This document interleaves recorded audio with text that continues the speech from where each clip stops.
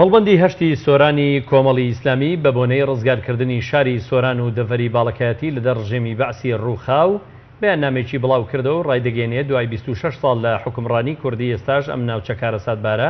گیرۆدەی دەستی کێشە سەرچەکانە. مەڵبەندی هەشتی سۆرانی کۆمەڵی ئیسلامی دەڵێ لە یادی ڕاپەڕیندا پێویستە ئەوە بیرخۆمان و سەرجەم خەڵک و حیزب و لایەنەکان بهێنینەوە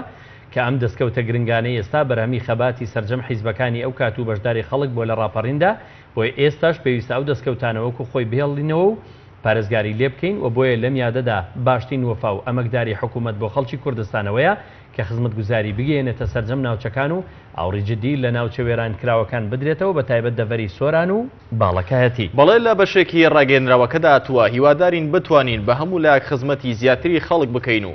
ڕاستگۆ وەفادار بین لەگەڵ خوای گەورە و خەڵکی خۆمان وە پێویستە ئەمیادە بکەینە هەوێنی بەخۆداچوونەوەی سەرجەم دەستکەوتەکانی ڕاپەڕین و نەهێشتنی گەندەڵی لە دام و دەستگاکان و بەرپاکردنی عەدالەت و دەستپێکردنی هەڵمەتی چاکسازی فراوان لە سەرجەم ئۆرگانەکانی حکوومەتدا.